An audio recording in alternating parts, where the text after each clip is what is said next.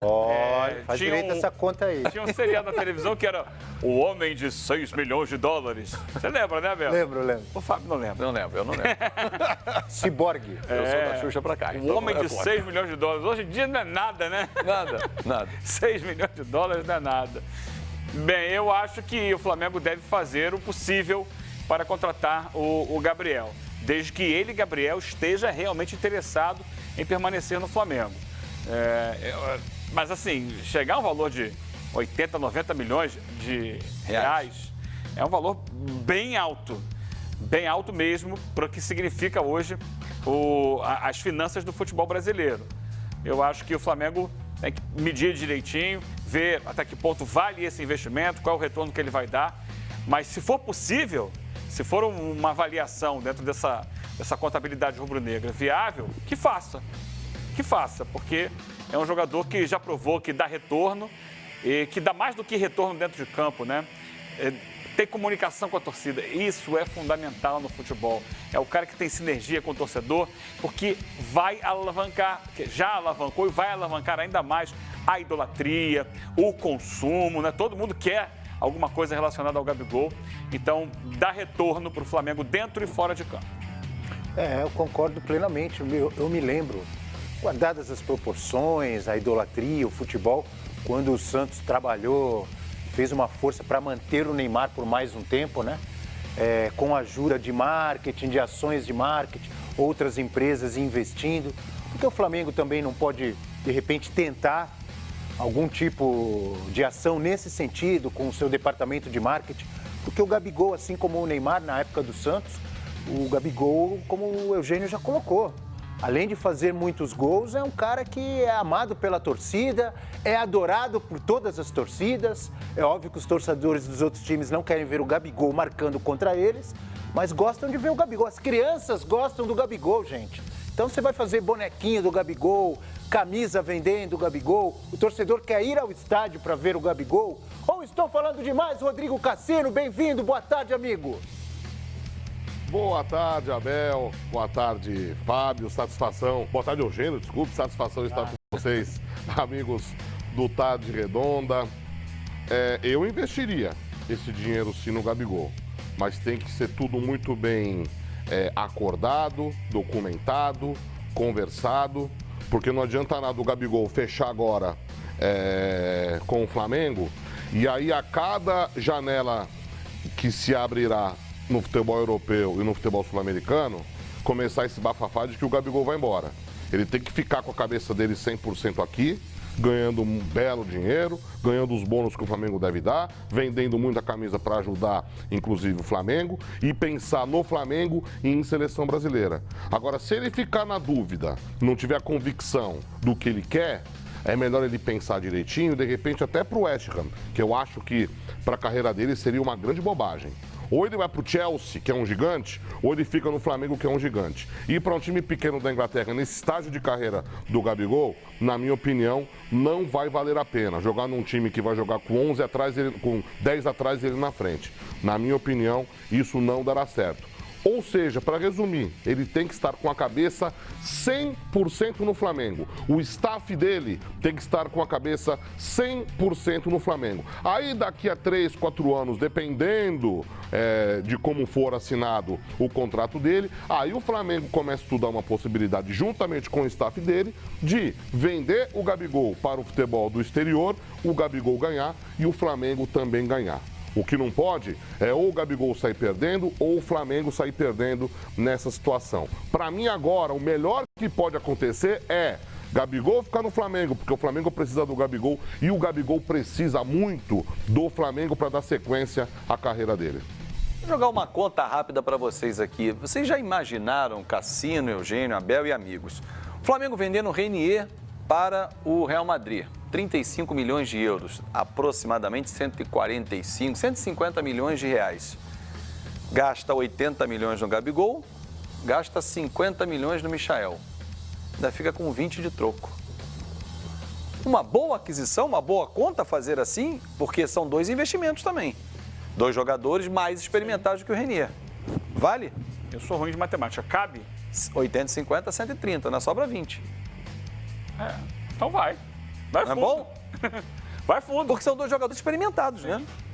O dinheiro do Renier vai entrar, né? Vai entrar. Michael mais experimentado que o Renier. Mais rodado já. Ah, mais foi rodado. titular, né? No Goiás, mas ele foi titular um campeonato inteiro. Destaque. O Renier é uma promessa, é uma aposta. É, uma aposta que pode vir a ser mais. Fecha, Ninguém fecha sabe. essa conta aí.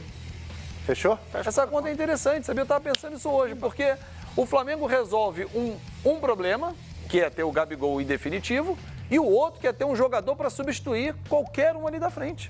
Que o Michael vem para essa função. Qualquer um? Não, ele não substitui o Gabigol. Não, aí tem o Bruno Henrique. Tem o Bruno Henrique para enfiar ali e jogar de centroavante, como já aconteceu contra o Corinthians. O Gabigol estava Mas dá fora. para buscar O ainda Mister assim, mais um centroavante.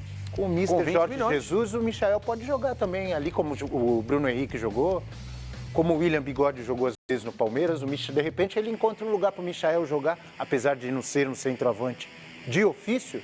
De repente... É preciso ver também como é que é o planejamento financeiro do Flamengo para a temporada, né? Porque ano passado o próprio Flamengo falou que fez um investimento para a montagem de um time e que diminuiria esse investimento para esse ano. E já conta, com certeza, o Flamengo já faz a previsão dessa venda do Renier, porque é uma coisa que já está encaminhada, que já está dita há algum tempo. Então, eu preciso, eu não sei comprometer esse valor. Como é que é esse planejamento, se ele já não está encaixado de alguma forma no que o Flamengo previa, independente dessas contratações para o ano de 2020. Aliás, Cassino, até na previsão de orçamento que eu andei lendo no final desse ano do Flamengo, as metas são muito ambiciosas, né? Do Flamengo alcançar valores que ele projeta com seu orçamento, ele tem que chegar na reta final de todos os campeonatos, né? Semifinal de Libertadores, final de Copa do Brasil, para alcançar o orçamento total que ele prevê para 2020. Mas com um elenco como esse, em termos de Brasil e Sul-Americano, eu acho que dá para sonhar sim, Cassino. E se conseguir manter os principais jogadores que tem hoje no elenco e se conseguir alguns reforços. Estou bravo com o senhor Fábio Azevedo, porque eu tinha acabado de anotar essa história aqui do Michael. Eu só não fiz a conta exata como você. Para mim sobravam 18 milhões, mas 20 milhões numa ótima. Tá certinho, você falou tudo. Vende o Renier, é um pecado vender uma joia, a gente critica até o São Paulo que está vendendo alguns jogadores, é outra situação obviamente, mas tem que vender alguns jogadores para cobrir aí o déficit, o Flamengo não é esse caso, mas o Flamengo vendendo o Renier, consegue comprar definitivamente o Gabigol, mas com aquela história que eu acabei de falar, Gabigol tá afim, 100%, beleza, investe lá, bomba. Investe no Michael. O Michael não vai chegar para ser titular. Só que tem eliminatório, vai ter um monte de jogo nessa temporada. O Flamengo vai jogar de novo Libertadores. O Brasileirão é um campeonato grande. Na reta final do Carioca, o Flamengo não vai querer perder. Então o Michael é um jogador que vai ser importante para jogar hora pela direita, hora pela esquerda. Às vezes o Mister até arruma um jeitinho para ele jogar pelo meio, caso não possa contar com o próprio Gabigol. Ou seja, é uma contratação pontual que pode dar muito resultado.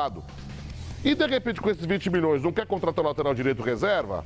Quanto que custa o Guga, lá do Atlético Mineiro? Não é baratinho não sei se chega a 20 milhões. Vai lá e já busca o Guga à vista, não faz dívida, ainda sobra lá uns 5, 6 milhões para deixar em caixa aplicadinho e o Flamengo se fortalece e no final da temporada consegue atingir as metas técnicas em termos de títulos e as metas financeiras também.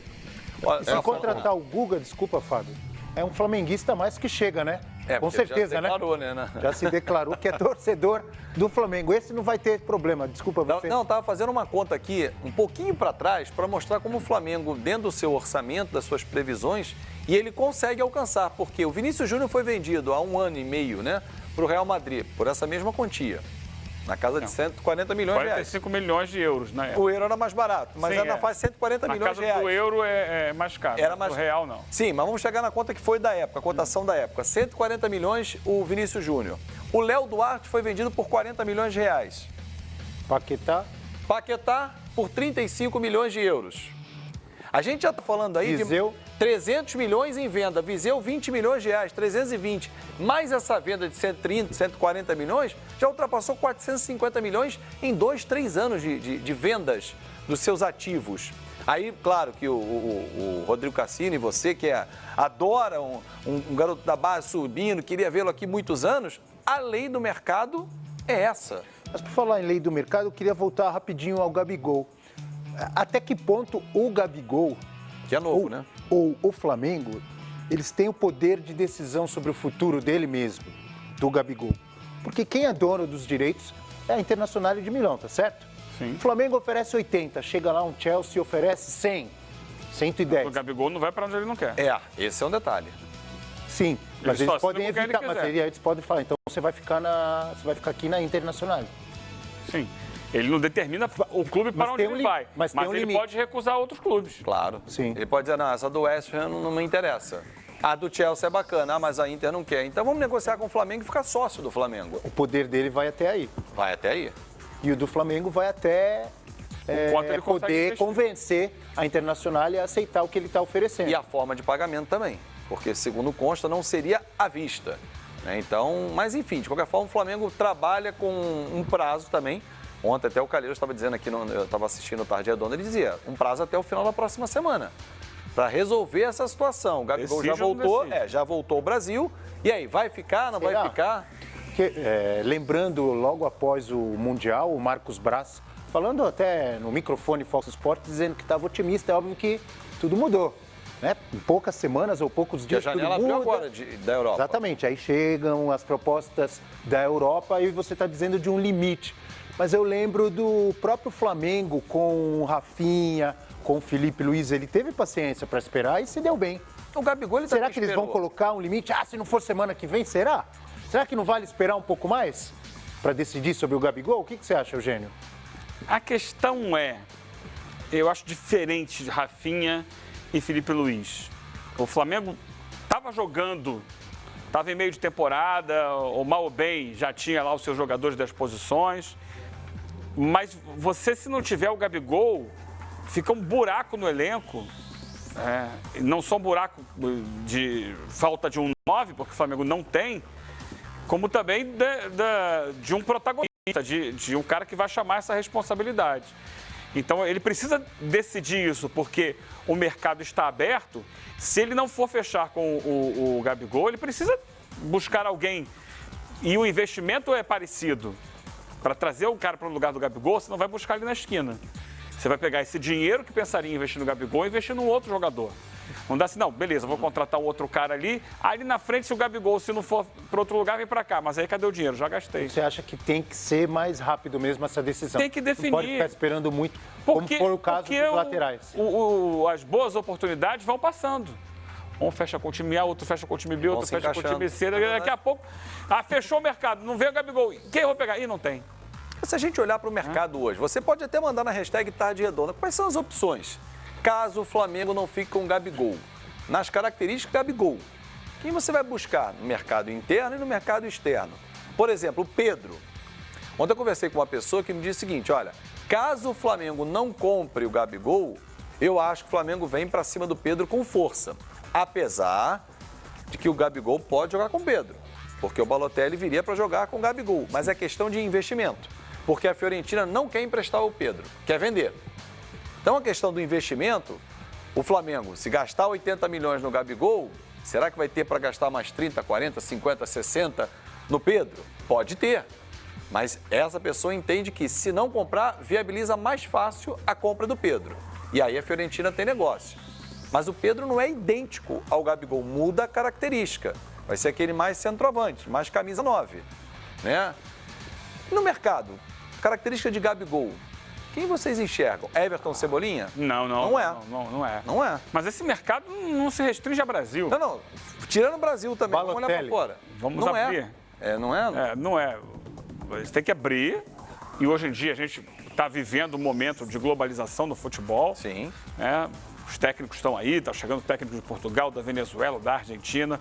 Você não precisa ficar também só na América do Sul, você pode buscar também na Europa, como o Flamengo foi identificar lá, o Pablo Mari. Será que não tem algum jogador com essa característica num clube mediano da Europa querendo acontecer?